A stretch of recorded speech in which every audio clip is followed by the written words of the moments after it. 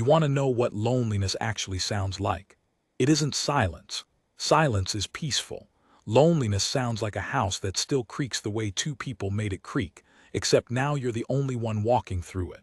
I was a king. I had 300 wolves who would die on my command, a mountain that bowed to my name, and a throne carved from the oldest tree in the valley.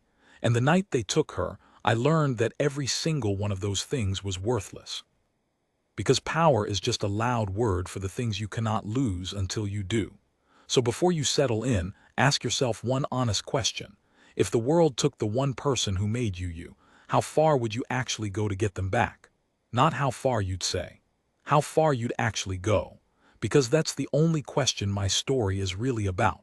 And by the end of it, I think you'll understand why I stopped being able to answer it like a good man. Stay with me. This one's going to hurt before it heals.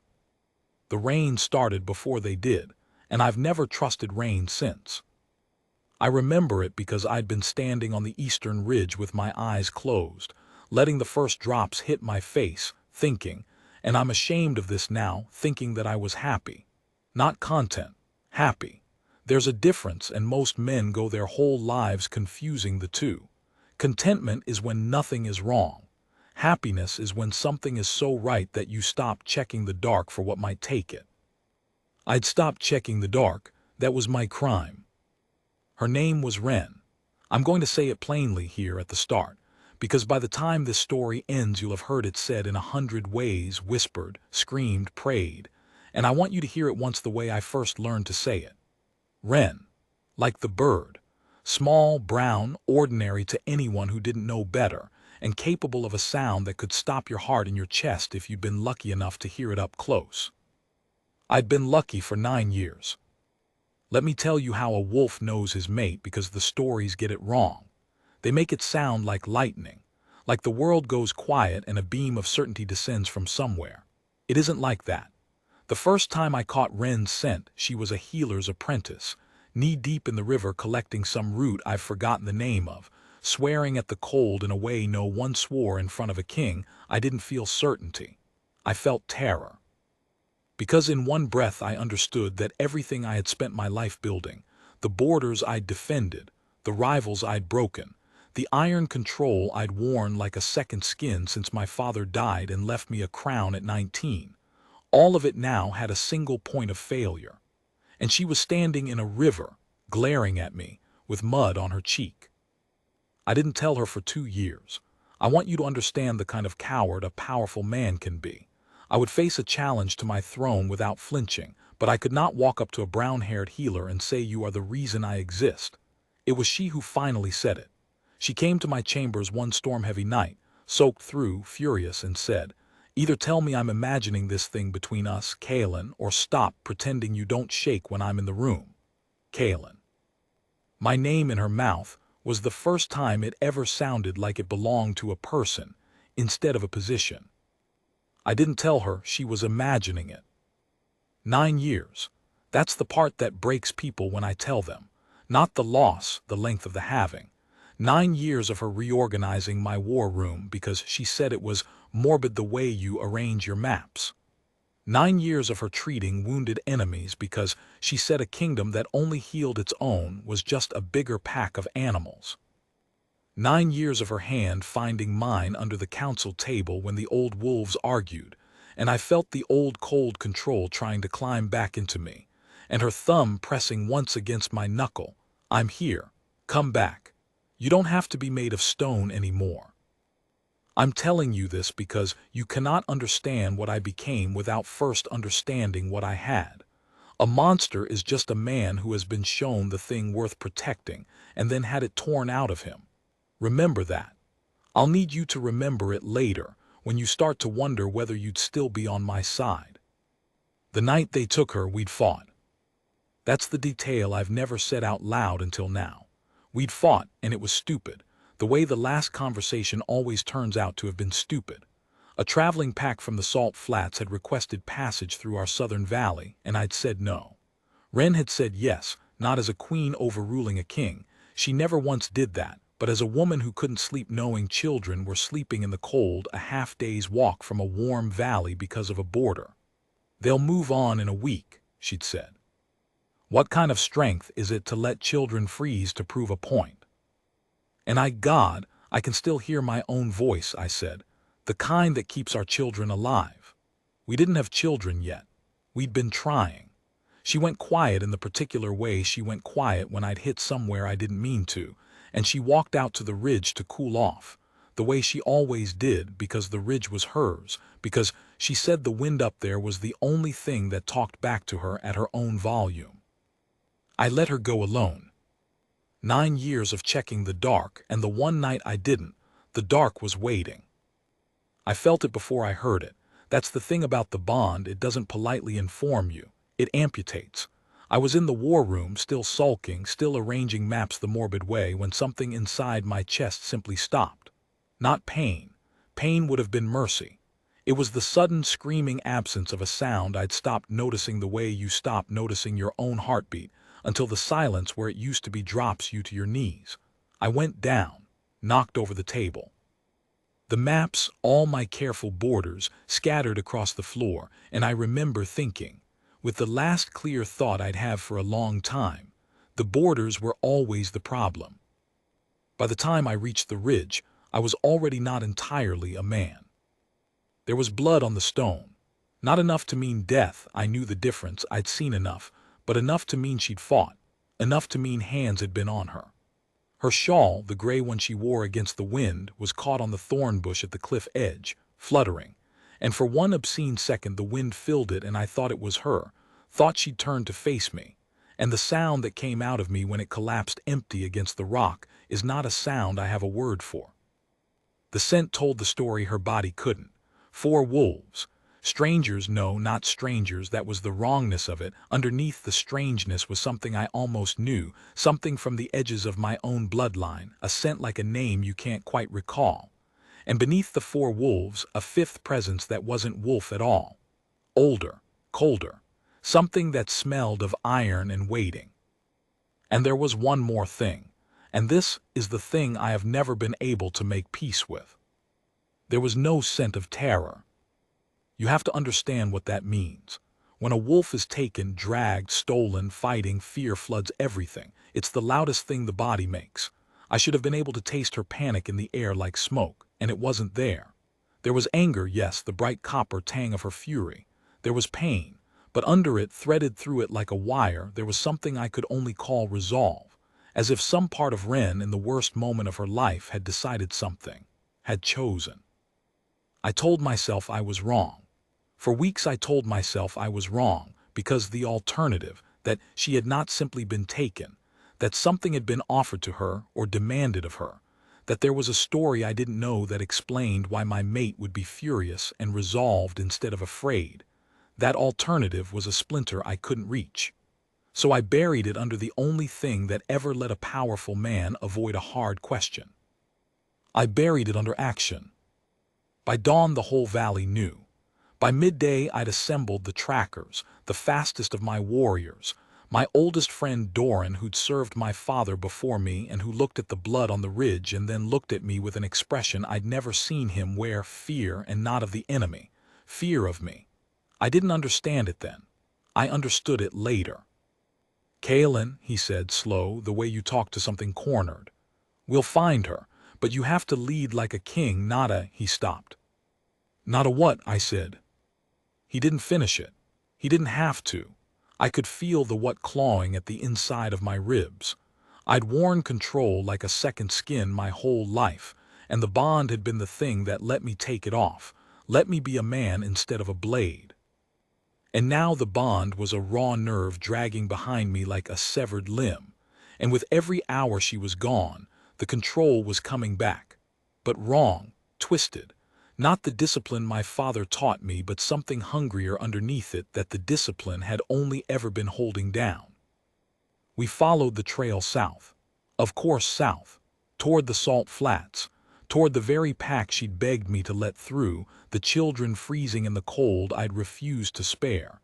And I want you to sit with the cruelty of that because I had to. The last thing I'd denied her had become the direction of her disappearance. If I'd said yes, if I'd been the man she was always gently asking me to be, Would those gates have been open? Would there have been wolves of mine in the southern valley that night? Would the dark have found her alone on her ridge? I'll never know. That's the particular torture of it. Not guilt with an answer. Guilt with a question mark forever.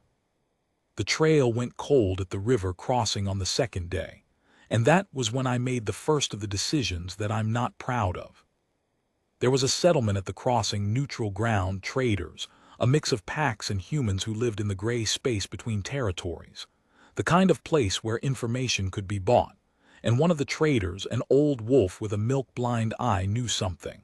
I could smell it on him, the specific sour note a creature gives off when it has a secret it's deciding whether to keep. I asked him politely. I asked him twice. I want to tell you, I asked him a third time politely. When we left that settlement, I had a direction, a name, Valen, a place high in the northern range that I'd thought was abandoned, that I'd been told was abandoned, that someone had spent considerable effort making sure everyone believed was abandoned. I had a direction, and the old trader had something he didn't have before I arrived, and Doran wouldn't look at me for the rest of that day, and I didn't make him. Because here is the truth I'd discovered, kneeling in the man's home with my hand still half changed and his fear sharp in my nose. It had been easy. Not the violence was always easy. The easy was the part that frightened me. The part of me that the bond had been quieting for 9 years had just been waiting, patient as that fifth cold presence on the ridge, for the one thing that could ever set it loose. That night I dreamed of her. Not a memory. I'd have given anything for a memory. The bond, frayed and bleeding as it was still there, still stretched across whatever distance separated us, and in dreams it could sometimes carry a thread of her. I saw her in a stone room with a window too high to reach. She wasn't bound. That was the thing that woke me with my heart slamming. She wasn't bound, and she wasn't crying, and she was sitting very still with her hands folded in her lap and her chin up in the way she held it when she decided to be brave about something. And her lips moved, and across all that distance, across the wire of a bond they hadn't managed to cut, one word reached me. Not help. Not Kalen. Don't. I sat up in the dark with the rain still coming down. It had been raining for 2 days, the same rain that started before they did, and I understood 2 things at once, and they have been at war inside me ever since. The first was that wherever she was, whatever they wanted, my mate was telling me not to come. The second was that I was going to come anyway, that there was no version of me, no king, no man, no monster, that could be told don't by the only voice that had ever made my name mean something and then not come.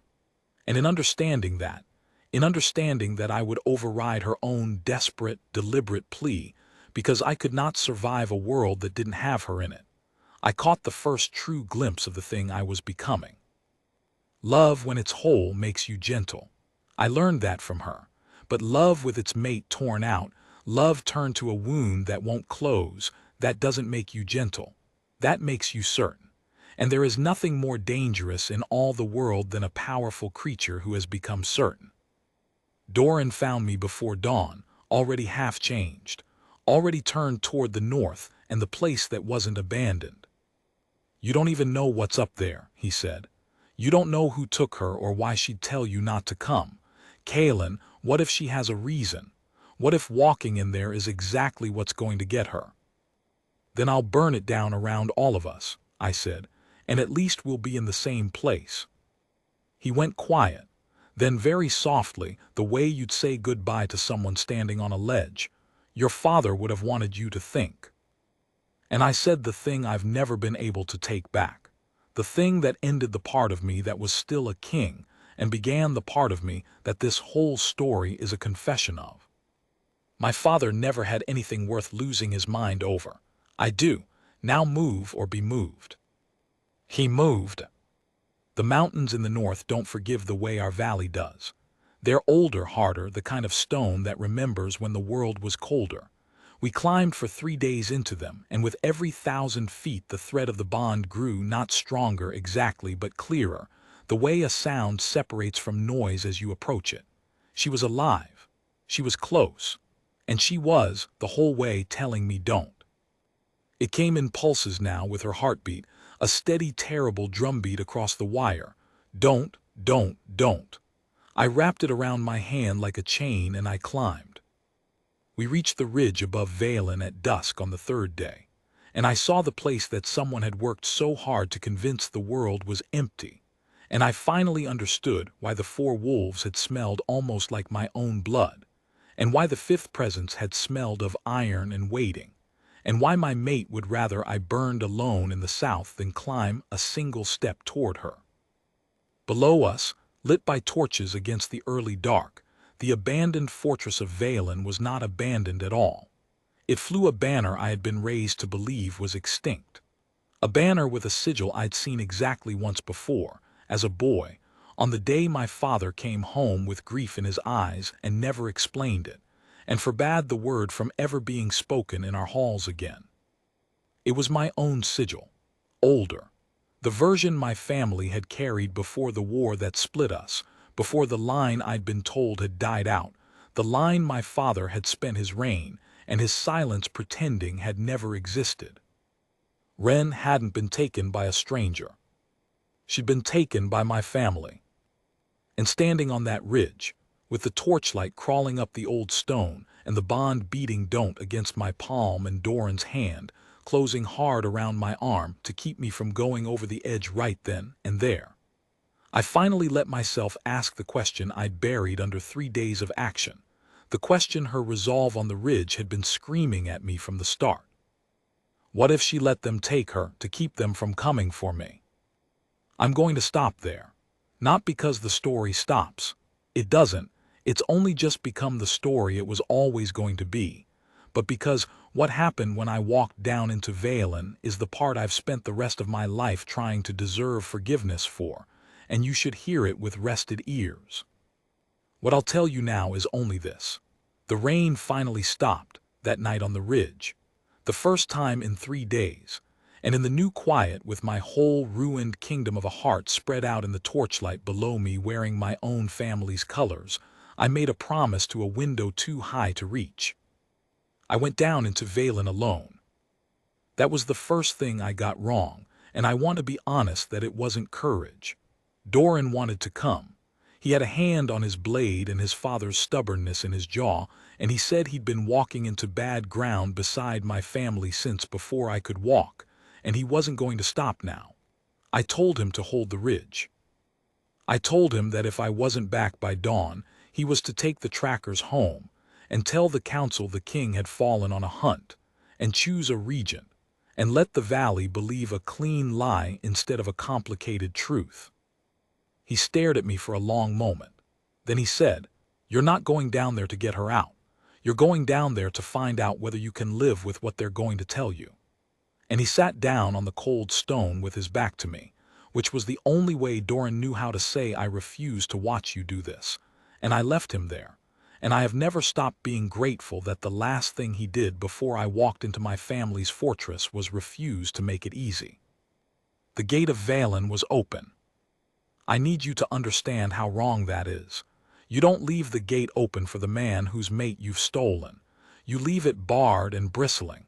An open gate isn't carelessness. An open gate is a sentence with a single word in it, and the word is welcome. And welcome from your enemy is the most frightening thing in the world, because it means they were never afraid of you. They were waiting for you, the way the cold thing on the ridge had been waiting. So I walked through an open gate into the home my family had pretended for 2 generations did not exist, and the torches lit a path inward as if someone had decided exactly where I would walk. And at the end of the path, in a hall of that old hard northern stone, an ancient woman sat in a chair that was almost a throne and was not quite, and she looked up at me with my father's eyes. I'd never seen my father's eyes in another living face. He'd been an only child, or so I was raised to believe. And here they were, set in a face folded by more years than I could count, watching me cross her hall with an expression I can only describe as grief that had finished grieving, the dry-eyed, terrible calm of someone who wept everything out long ago and has only purpose left. "Kaelin," she said, My name in a stranger's mouth, carrying the weight of someone who had said it before, said it about me, around fires, in arguments, for all the years I never knew she breathed. You have your grandmother's mouth. She could never keep it shut either. Where is she? I said. I would not give her my grandmother. I would not give her the past. I would give her nothing but the one thing I'd climbed 3 days of stone to take back. Alive, the old woman said. Well, unharmed. Better fed than she's been in days, because she finally stopped refusing the food once I explained that starving herself was no longer a decision that affected only her.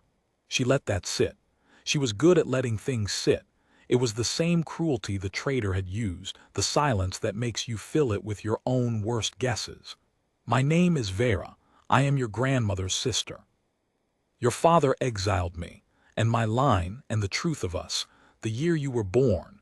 And before you decide I am the villain of your story, child, you should know that he did it to protect you, and you should know what from. And you should know that I have spent 40 years deciding whether the protecting or the lying did you more harm. I don't care what you've spent 40 years deciding, I said. I care about the next 10 minutes. And she smiled, and it was my father's smile, sat at one corner, and she said, No, you care about the next 18 years. You simply don't know it yet. Sit down, Kaylin. Your mate told you not to come because she understood what you're about to understand, and she was trying to spare you the choice. But you came. So now the choice is yours, the way she didn't want it to be, and that is the only thing I'm sorry for tonight. I didn't sit, but I stopped walking, and I will tell you that the bond which had beaten don't against my palm for 3 days went suddenly, horribly quiet, the way Wren herself went quiet when I'd hit somewhere she didn't want me to reach. Here is what Vera told me, in that cold hall, with the torches throwing her shadow up the wall behind her like something larger than a small old woman had any right to cast. Our line, the true old line, the one before the split, carried a sickness in the blood, not in everyone. It slept for generations, and then it woke, and when it woke it killed slowly from the inside, taking the mind before the body, and there was no healing it because it was woven into the same blood that made us what we were. You could not cut it out without cutting out the wolf. My grandmother had carried it. My father had carried it dormant. I carried it dormant.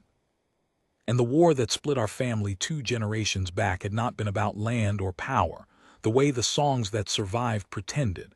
It had been about a discovery, a bloodline mathematics. The sickness went quiet, went out, sometimes for good, when the line was crossed with a true bonded mate of strong and specific gift. A healer's gift.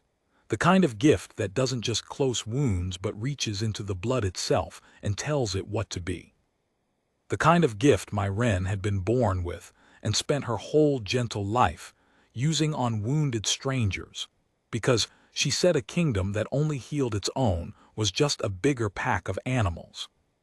You didn't fall in love with her by accident, Vera said, and I think she meant it kindly, which was somehow worse. Nothing in our blood is an accident. The bond chose her because some deep-buried part of you was dying, Kaylin, and she was the cure. And the wolf in you smelled it across a river 9 years ago and called it love, because love is the only word a heart has, for I cannot survive without this. I'm not telling you it isn't love. I'm telling you love and need wore the same face, and you never had to learn the difference because you got to have her. We didn't all get to have ours. I asked her what she meant. I shouldn't have. You should never ask the cruel for the personal detail. They've been saving it. My mate was the cure for me, Vera said, and your father's faction killed her in the war to keep our half of the line from surviving. So you'll forgive me, grandnephew, if I have very little patience for your grief. I have been doing your grief for 40 years. The difference between us is that yours can still have a happy ending, and you are standing in my hall threatening to throw it away. And then she told me what she wanted, and the floor of the world dropped out from under me. She didn't want Wren. She'd never wanted Wren, not to keep, not to harm. What Vera's line was dying of right now, this generation, was the sickness fully woken in her grandchildren. 3 of them. The 4 young wolves who had smelled almost like my blood on the ridge. Those were her grandchildren, my distant cousins. and 2 of them were already losing their minds to the thing in our shared blood. And the only living person on the earth with a gift strong enough to reach into that blood and tell it to go quiet was the woman I'd married. I asked her to come and heal them, Vera said. I sent my grandchildren to ask, not to take, to ask. And your mate, when she understood, and she understood faster than you're managing to, your mate did not need to be taken. She agreed to come. The blood on your ridge is my grandson's, Kaelin. She fought because she's no fool and she wanted to be sure we were what we claimed before she trusted us with her body in a stranger's mountain. But she chose to come. And she told you not to follow because she knew that if you came, you'd come like this. She gestured at all of me. At the half-changed claws I hadn't fully drawn back in 3 days at the thing I'd become. And you would see your cousins, sick and dying and dangerous in their sickness, and you would not see family. You would see a threat that had taken your mate, and you would kill them, and she could not heal the dead. I want to tell you I understood instantly. I want to tell you the love in me was bigger than the wound. It wasn't. For one long, monstrous moment, standing in that hall, the only thing I could hear was that they'd had my mate for 4 days, and the only thing I could feel was that I wanted to tear the mountain apart anyway. That even true, even good, even fair. I wanted Ren back in my hands more than I wanted 3 dying strangers to live, family or not.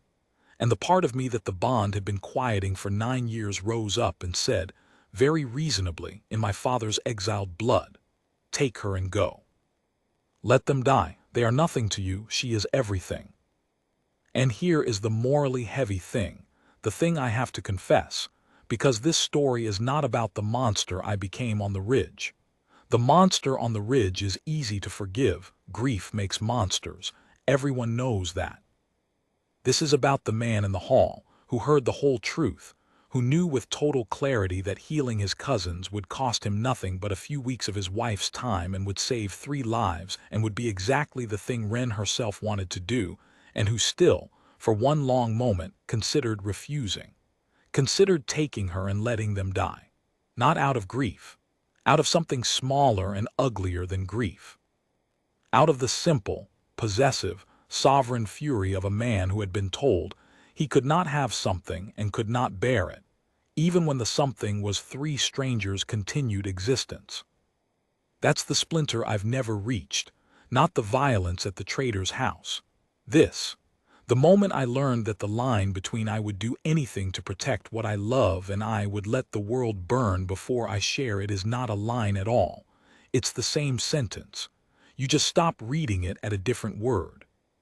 She's down the corridor, Vera said, watching me have my war on my own face. I'll take you to her, and then she'll tell you herself what she's already decided. And you'll see whether you can live in her decision, or whether you really are only your father's kind of king, who'd rather a clean lie than a complicated truth. She rose, slow, her old joints arguing, and she looked at me with my father's grieving eyes, and she said the thing that has followed me ever since. She didn't tell you don't come to keep herself from you, child. She told you don't because she was afraid that when you finally got here, you'd make her choose between you and her own goodness. And she's terrified of the answer, not because she doesn't love you, because she does, and she already knows what she's going to choose, and she knows it's going to break something in you that she may not be able to heal. The corridor was longer than any corridor has a right to be. The bond strengthened with every step clear now, not the frayed wire of 3 days but a living thread, warm, hers, and under it I could feel her.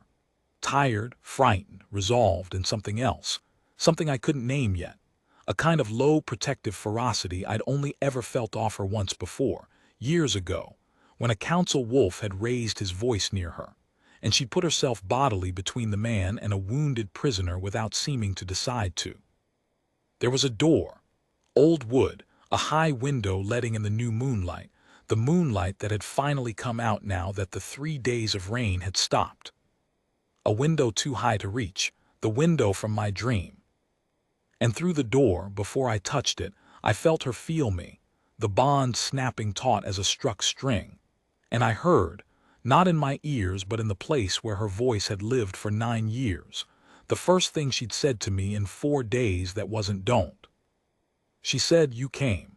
Oh, Kalen, you stubborn, beautiful fool. You came and now I have to tell you, and I'm so sorry, I have to tell you why I can't just leave with you tonight. And under her words, that low protective ferocity I'd felt and couldn't name, finally named itself in the simplest fact in the world, the fact that changed which story this had been all along. There were two heartbeats in that room.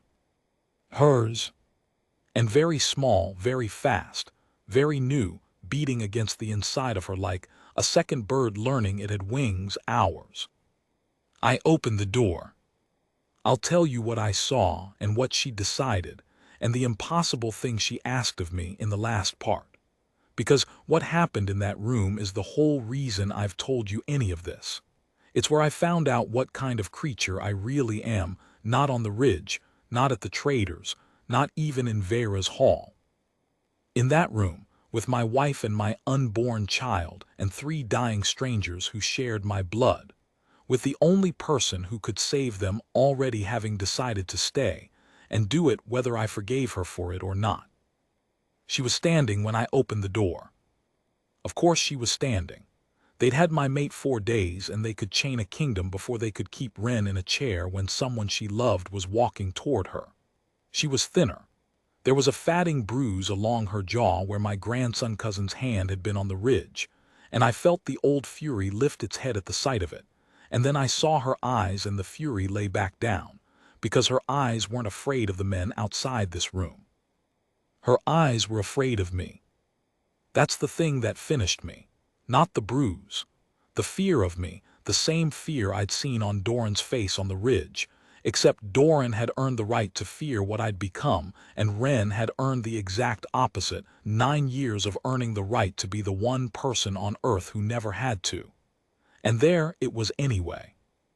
She looked at the half-drawn claws I still hadn't put away, at the 3 days of stone and blood on me, at the thing I'd let myself turn into to reach her, and the first complete sentence my mate said to me in 4 days was not "I missed you."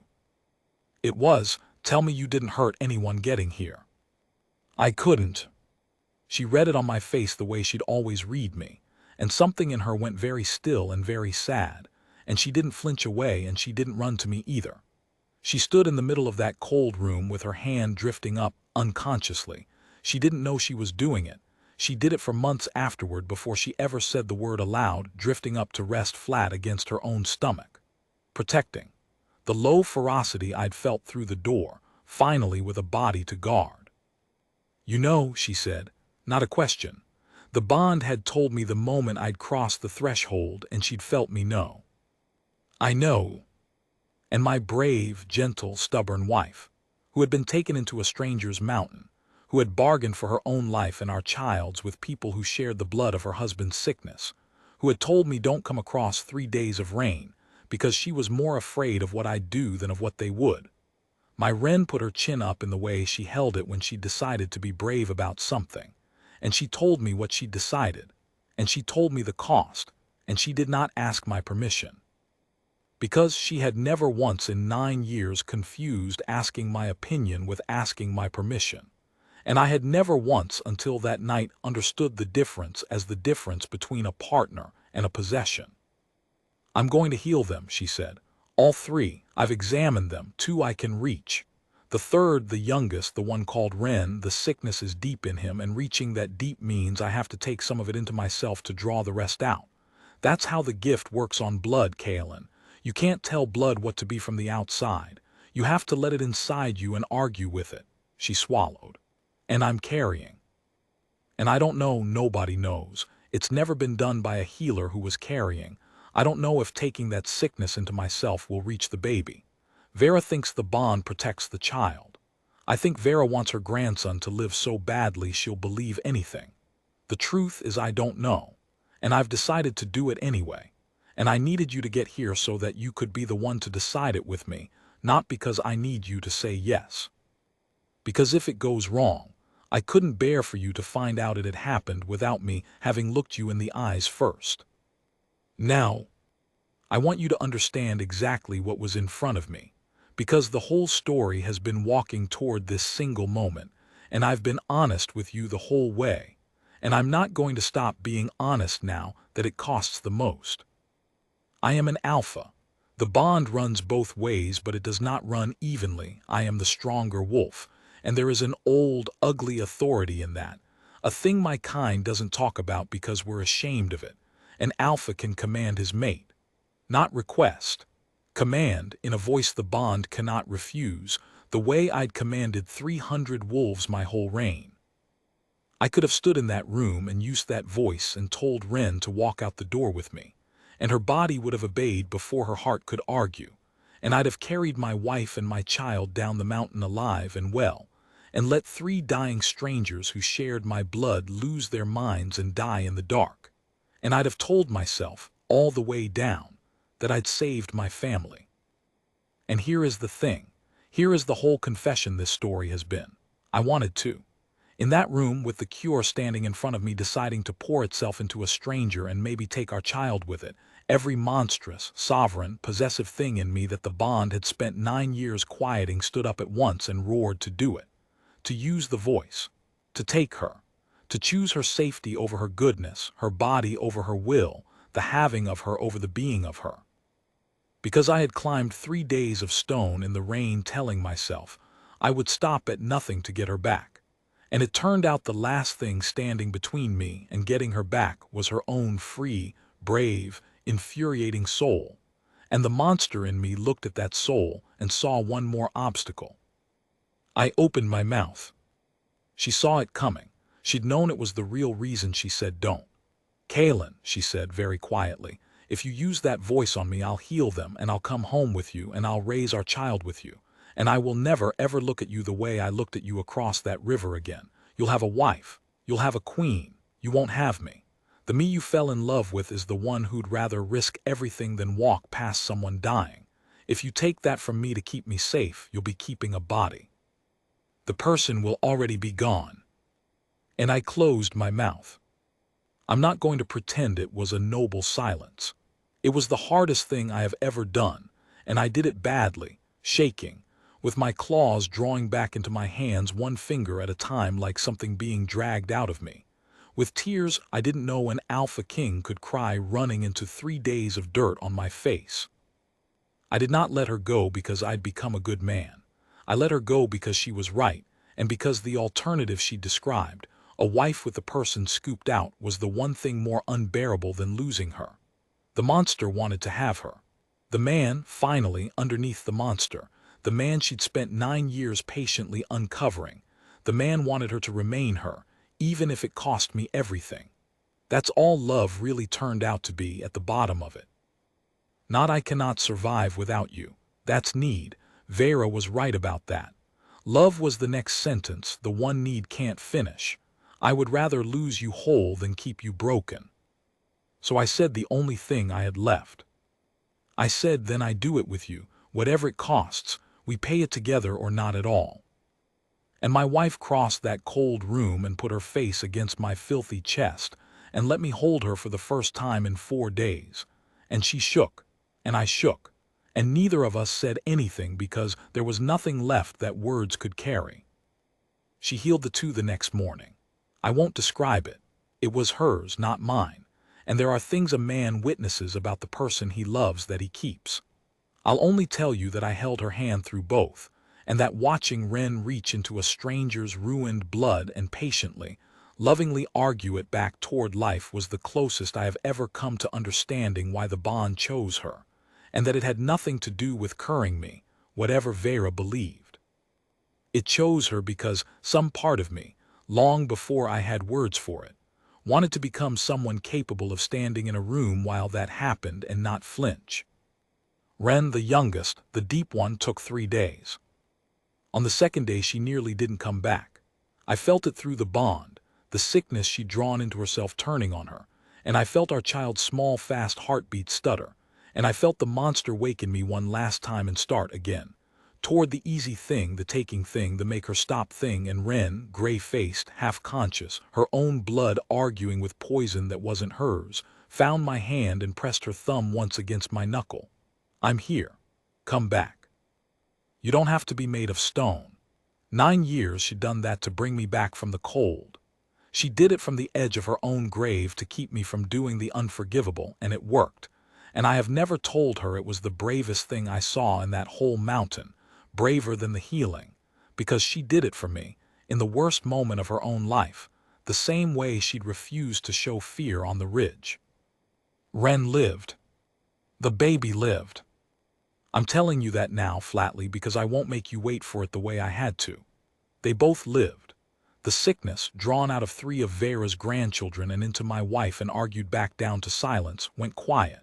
Not gone. The healer's gift doesn't kill that thing. Nothing kills it, it sleeps. But it slept and they lived, and on the 7th day we walked out through a gate that was no longer the gate of an enemy into a morning with no rain in it.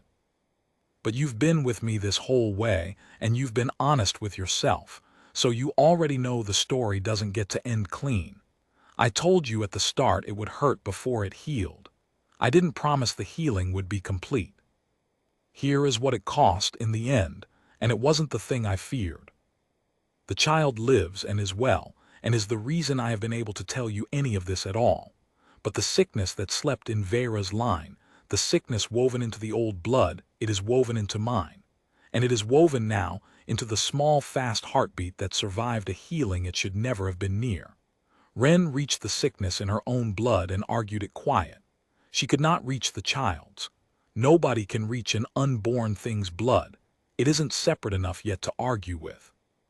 So our child carries it, dormant the way I carry it, the way my father carried it, sleeping, for now, for years probably, maybe for a whole life.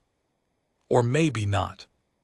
And so the thing I learned in that mountain, the line between I'd do anything to protect what I love and I'd let the world burn before I share it, the same sentence read to a different word, that's not a thing I learned and finished.